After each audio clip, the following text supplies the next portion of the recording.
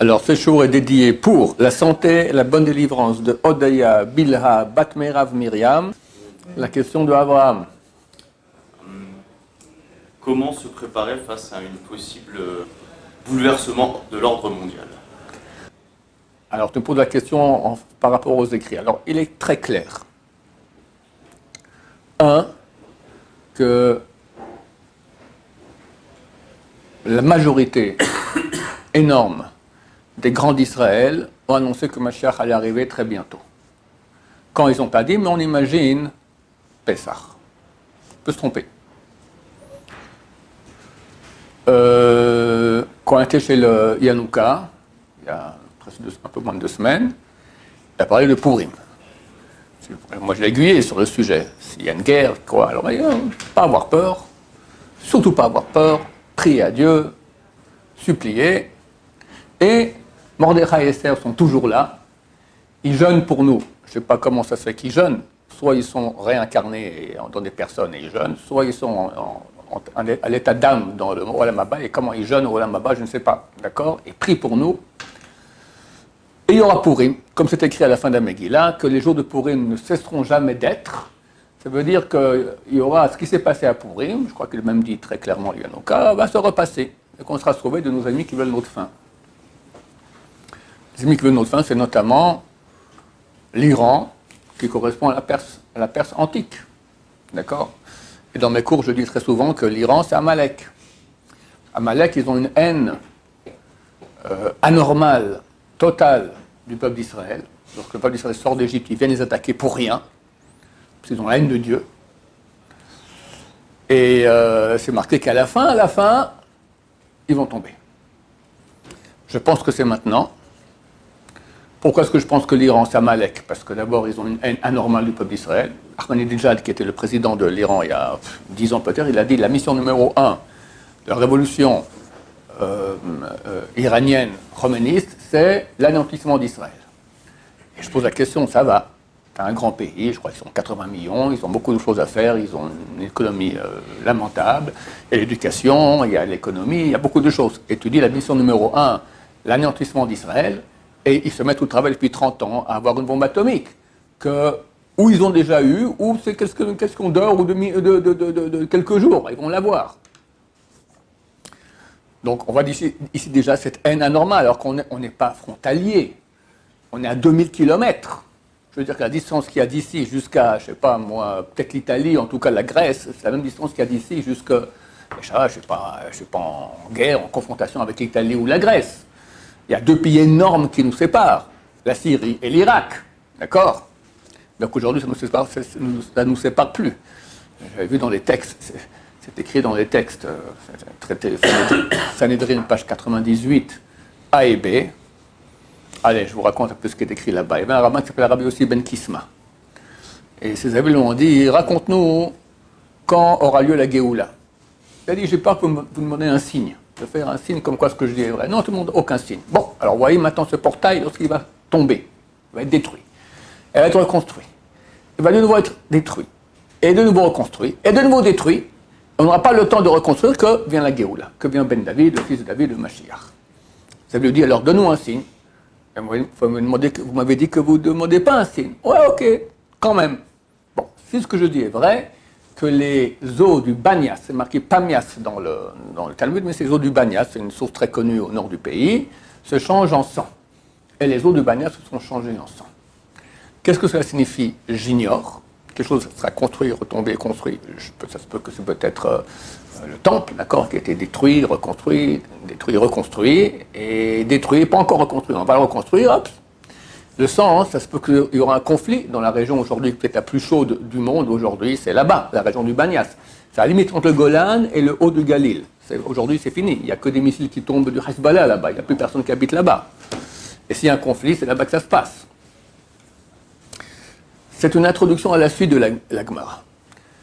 Lorsqu'il était agonisant, Rabbi Yosef Ben Kisma, il a dit « Enterrez profondément mon cercueil, parce que tu n'as pas de palmier en terre d'Irak. » C'est marqué là-bas, Irak, c'est Babel, d'accord, Babylonie, c'est l'Irak actuel. Tu n'as pas de palmier en Irak, dans lequel tu n'as pas un cheval perse qui est attaché. tu n'as pas de cercueil en terre d'Israël dans lequel tu n'as pas un cheval med qui y mange du foin. Maintenant, en hébreu, l'Iran, c'est Paras ou Madaï, la Perse et la Mède. D'accord? C'est le même pays aujourd'hui. Bon, ça veut dire quoi cette Gemara? Rash explique. Durant les guerres de Gog ou Magog, l'Iran va conquérir l'Irak. Et toutes les armées iraniennes vont rentrer en Irak. Et tu n'auras pas d'arbre en Irak, de palmier, dans lequel tu n'as pas un cheval iranien qui est attaché. Et de là, ils viennent et conquérissent la terre d'Israël. Et ils vont déterrer les cercueils pour en faire des mangeoires pour les chevaux. Donc, Rabbi Yosef ben Kisma demande qu'on enterre profondément son cercueil. Il est enterré à 300-400 mètres de Rabbi Shimon Bar Yochai dans le nord à Méron, région aujourd'hui qui est bombardée passablement par le Hezbollah. Quand j'ai lu ce texte il y a peut-être 40 ans, je me dis, bon, ça c'est le programme de la fin, mais que l'Iran vienne attaquer Israël, c'est impossible. Tu as deux pays super puissants entre les deux, qui étaient les plus grands ennemis d'Israël. L'Irak, de Saddam Hussein. D'ailleurs, ils ont fait la guerre ensemble. Entre 80 et 87, si je me souviens bien, il y a eu 7 ans de guerre entre l'Irak et l'Iran, et il y a eu des millions de morts. Ken Irbou. Et la Syrie, de Hafez el-Assad, d'accord, qui est super puissante. Comment l'Iran viendra? Eh bien, l'actualité nous a montré que Dieu a dit, écoute, c'est écrit dans la Gemara, que les Iraniens vont venir en terre d'Israël. Tic! Dieu fait sauter l'Irak en 2002, la deuxième guerre du Golfe avec comment il s'appelait, le président américain, il y en a deux, Bush, le deuxième Bush, le fils Bush, qui d'ailleurs a demandé à Chirac, si je me souviens bien, il lui a dit, viens, participe avec moi, je suis en train de faire Gog ou Magog au Moyen-Orient. Chirac, qui est un ignare total en Bible, d'accord, il ne sait pas ce que c'était. Alors, il a demandé à les curés, on dit même qu'il a parlé avec le Rav Truc, c'est quoi ce truc de Gog ou Magog? Les Américains, ils sont beaucoup ont appris la Bible, d'accord? Donc il a compris que ça fait partie des guerres de fin de temps. Et il a raison, c'est écrit justement, Rachid dit bien les guerres de Gog ou Magog. Il y a encore un autre enseignement, on voit que c'est d'abord l'Irak qui tombera, puis après l'Iran. Syrie, Dieu a dit, plus de Syrie. Guerre civile, 350 000 morts. Plus de Syrie. Tu as deux pays qui étaient les pays les plus grands ennemis d'Israël, qui étaient super puissants, liquidés. Et l'Iran rentre. Aujourd'hui, c'est connu. La Syrie et l'Irak, il y a au moins 100 000 milices iraniennes là-bas. Il y a une guerre actuellement. Les Américains bombardent toutes sortes de positions. Israël aussi, d'accord, iranienne. Donc, ça se réalise. Pourquoi je pense encore que l'Iran, c'est Amalek? Un, leur haine anormale d'Israël. Deux, le roi de Amalek s'appelait Hagag. Shaoul a reçu l'ordre de la part de Dieu d'aller anéantir le peuple d'Amalek. Il anéantit tout le monde, à part le roi. À cause de ça, il va perdre sa royauté, le roi Shaoul. Et le roi aura une descendance. Ils vont tuer pour finir. Viendra le prophète Shmuel, qui est là au haut de la colline, d'accord, et lui coupe la tête. En attendant, il a réussi à avoir une descendance. Le descendant de Hagag s'appelle Haman. Haman, le Hagagi. Haman, Hagagi, descendant du roi de Amalek, qui propose au roi de Perse, Achashverosh, de tuer tous les Juifs. Il donne de l'argent, une somme faramineuse. Le roi n'est pas mieux que lui dire, garde l'argent et fais du peuple ce que tu veux. Et il décide, en un jour, on tue tous les Juifs. Amalek. Et Mordechai et Esther vont prier, etc. Il y aura le grand miracle, on va jeûner, etc. On fera une grande prière, une grande supplication, et le miracle de Pourim. C'est écrit dans la Megillah hein, que Haman avait Rov Banav,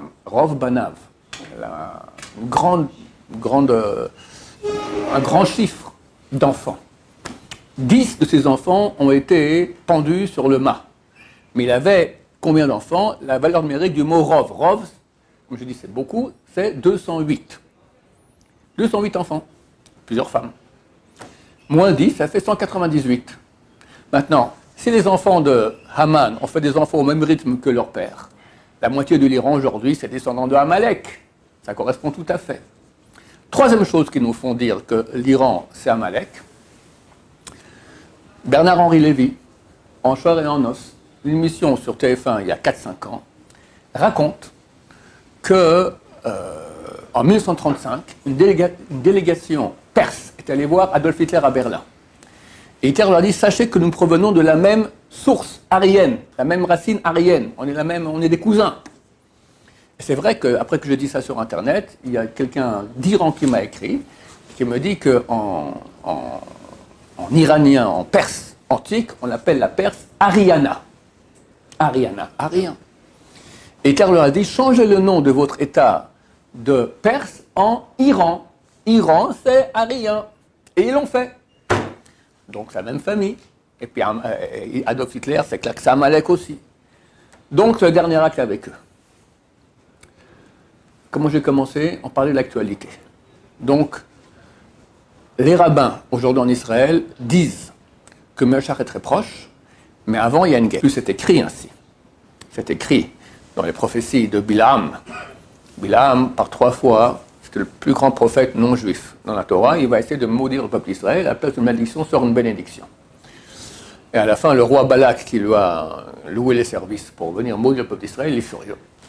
Et il le renvoie. Mais avant de partir, Bilam lui dit, je vais te raconter ce qui va se passer à la fin des temps. Et il fait des prophéties sur la fin des temps. Pas beaucoup de versets. Le dernier verset, c'est Vetsim miyad kitim, vinu ashur, vinu ever, vegam moade oved. Je prends le verset d'avant parce que c'est sympa quand même. Oy mi riem isumoel, malheur, qui pourra survivre par rapport au décret que Dieu va mettre. Oy, malheur, mi riem, qui pourra survivre, mi sumoel, par rapport à sumoel. Sumoel signifie les décrets que Dieu va mettre. Il y a un des plus grands rabbins de tous les temps, il y a 1800 ans, il s'appelle Rabbi Eliezer Agadol, le grand Rabbi Eliezer. Il a écrit le premier midrash que nous avons, le plus vieux. Pirkei Rabbi Eliezer, le chapitre de Rabbi Eliezer. Il dit que c'est qui ce Sumoel, c'est qui va faire des malheurs au peuple d'Israël? Il dit c'est Ishmaël. Pourquoi? Parce que le mot Sumoel écrit dans la Torah sans le premier vav, on peut lire Shemo. Malheur, qui pourra survivre par rapport à celui dont le nom est El. Ça veut dire un peuple qui a dans son nom le mot El, le nom de Dieu. Il y en a deux, Israël et Ishmaël. De là dit Rabbi Eliezer que Ishmaël fera beaucoup de mal au peuple d'Israël à la fin des temps. On y est. 7 octobre, c'est un exemple très bon. Alors j'ai pensé que si on prend la valeur numérique du mot Sumoel, les décrets que Dieu va mettre, c'est la valeur numérique de Adolf Hitler. En prenant le kollel de Adolf et le kollel de Hitler. Sumoel, vous pouvez vérifier, 377. Oi, malheur, dit le prophète, qu'est-ce qui va se passer à la fin des temps, la Shoah? Et juste après, Vetsim, des flottes armées.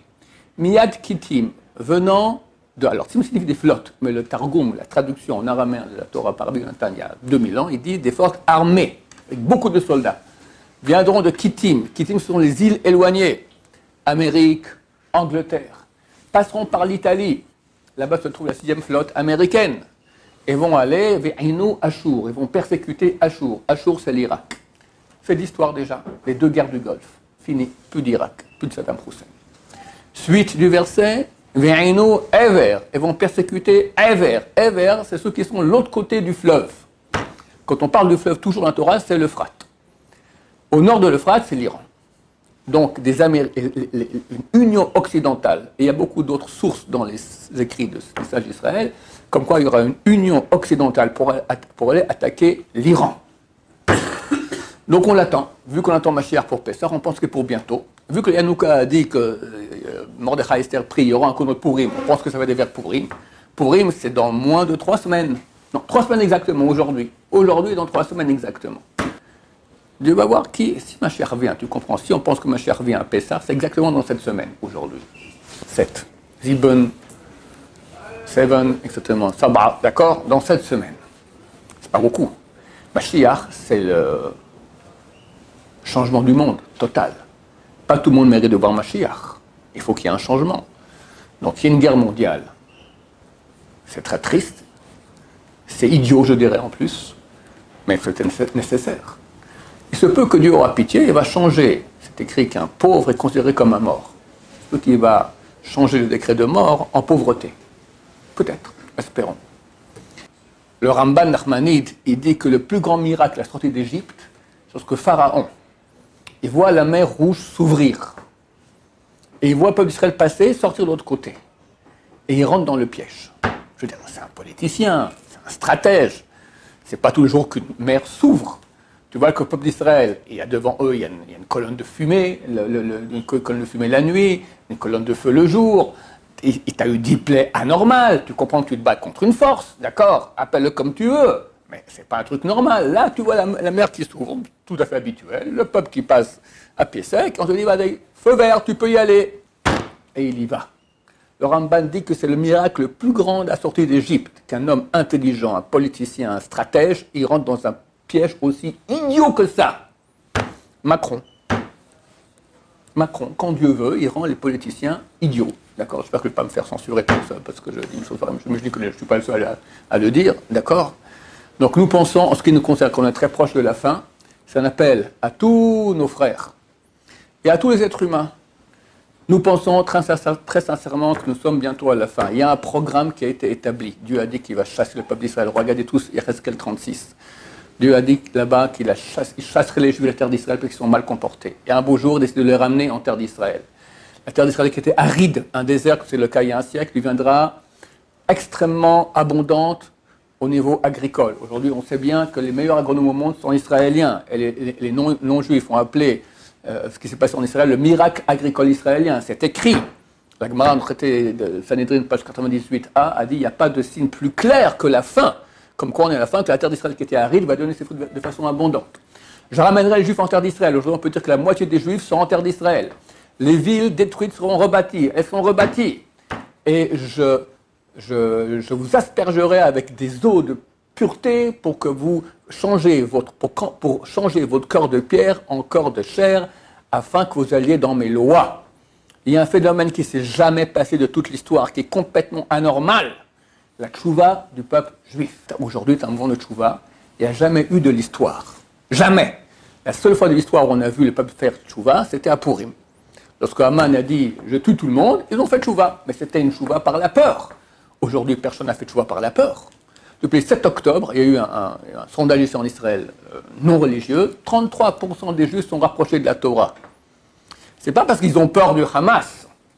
Il y a eu des événements qui ont fait, et ça les a fait prendre conscience de leur judaïcité. C'est tout à fait anormal.